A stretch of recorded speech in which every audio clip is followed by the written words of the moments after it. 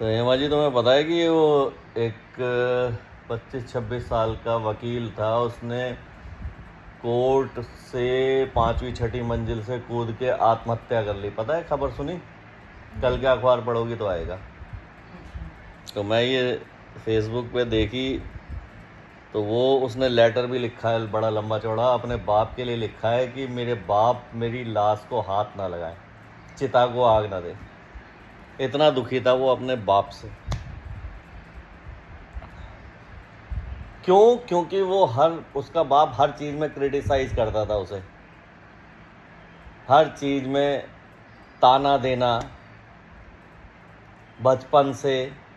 और ये उसके साथ नहीं है, ऐसा पता है क्या है, ये मैं कहता हूँ कि लगभग पहले तो 90% फैमिलीज़ में होता था, आज से कुछ साल पहले जब हम बच्चे थे। क्योंकि मैं भी उसी ट्रोमा का शिकार हूँ, मतलब फादर की तरफ से नहीं, पूरा फैमिली स्ट्रक्चर ऐसा होता था।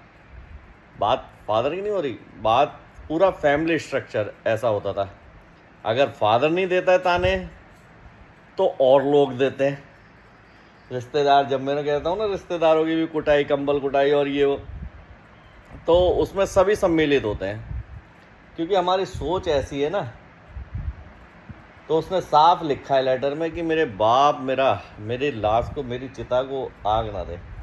और उसने साफ साफ सारी बातें लिखी है, कैसे कैसे कैसे कैसे उसे प्रताड़ित किया गया, जिसे प्रताड़ना की श्रेणी में नहीं रख सकते, लेकिन है वो प्रताड़ना। तो मैं इसीलिए हमेशा कहता हूँ कि जो हमने सहा ना बचपन में, हम तो बड़े बहादुर रहे, बहादुर, निडर, और बहुत अच्छा हमने किया।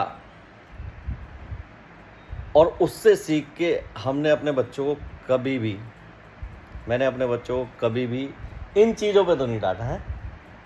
जरा मरा कभी डांटता हूँ तो सिर्फ उनकी पढ़ाई के लिए थोड़ा बहुत, लेकिन क्रिटिसाइज कभी नहीं किया, कंपेयर कभी नहीं किया किसी से। मैं कभी किसी से, मैं स्कूल जाता हूँ ना इनके अपने बच्चों के, तो वो सब मेरे से हैरान रहते हैं कि ये कैसा बाप है जिसे चिंता ही नहीं होती कि बच्चे क्या कर रहे हैं। भैया जैसे हैं ठीक है, खुश रहने चाहिए, गलत नहीं करने चाहिए।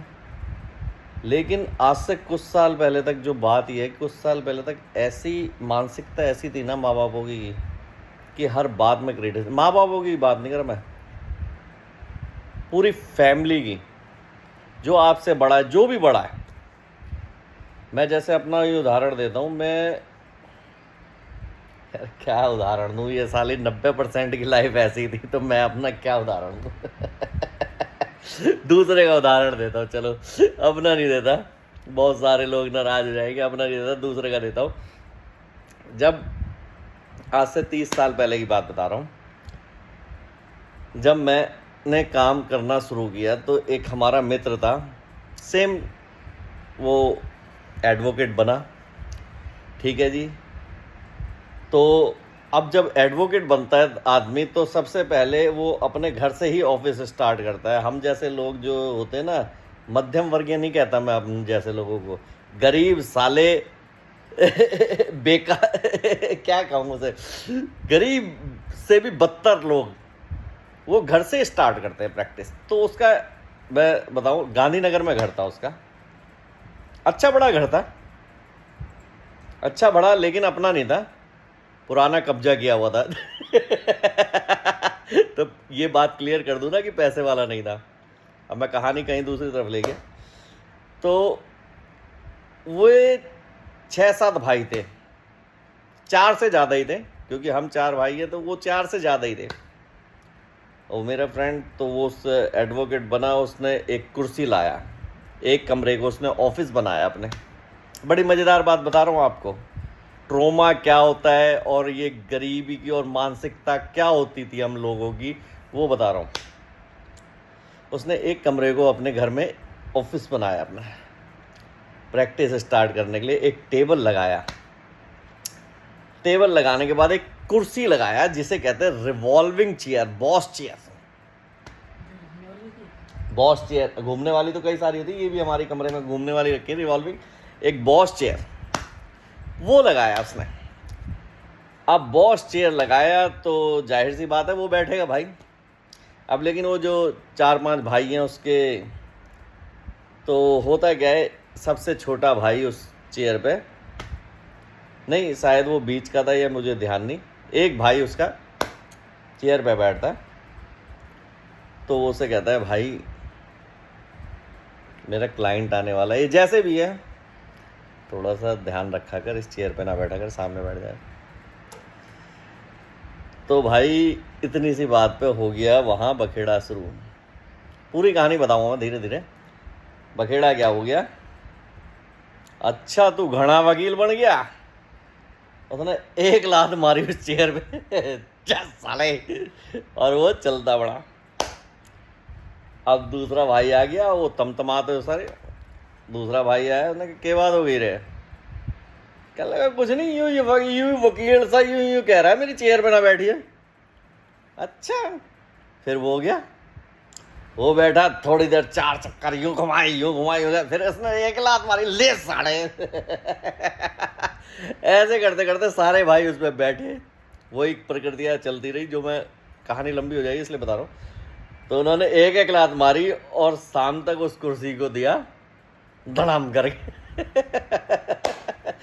जब अब मुझे कैसे पता, जब हम पहुंचे कि भाई साहब आपका ऑफिस खुला है, हाँ जी सर जी, मित्र है तो इसीलिए मित्र से ही दर्द बांटता है अपना आदमी ना, दोस्त से ही दर्द बांटता है।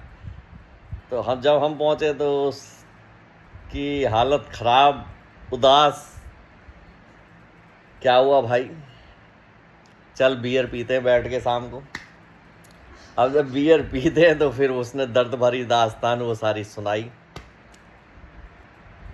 तो ये हम सब लोगों की फैमिली में ये, लेकिन बड़ा समझदारी। तो मैं अपने घर में ना, मैंने आज तक अपने बच्चों की बात नहीं कर रहा, अपने फैमिली मतलब जो मेरे भतीजे, जो भी परिवार में बच्चे हैं, मैं न कभी उन्हें डांटता, तेज आवाज़ में भी कुछ नहीं कहता, क्योंकि ये जो दिमाग है ना, ये मानसिक, पैसा फिर आ जाएगा भाई, हर चीज़ हम फिर कर लेंगे, और नहीं भी होगा ना साला कुछ, जी तो रहे ना, खुशी से जी लो यार।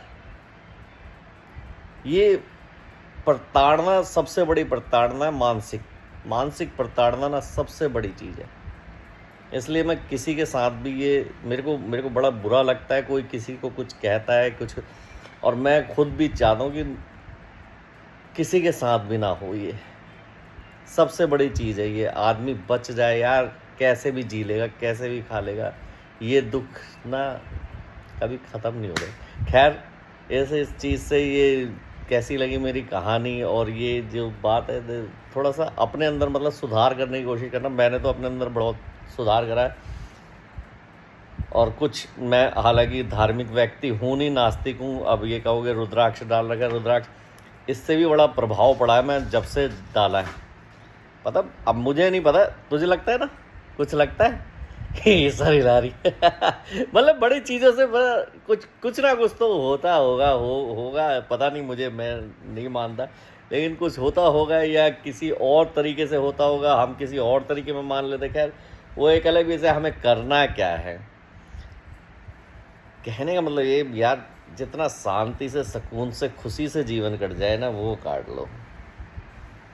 किसी की तुम क्रिटिसाइज करके, बेइज्जती करके उसे बड़ा नहीं बना सकते। इस पर मैं एक वीडियो और बताऊंगा कैसे। किसी को सुधार नहीं सकते, सब चीज़ इनबिल्ट होता है, सब चीज़ इनबिल्ट होता है। अगर उसके अंदर है काबिलियत, है योग्यता, है गट्स है, तो वो compete करेगा, तुम्हें कुछ करने की ज़रूरत नहीं पड़ेगी। और अगर नहीं है तो तुम अपनी ऐसी तैसी मरा लेना, कुछ नहीं हो सकता।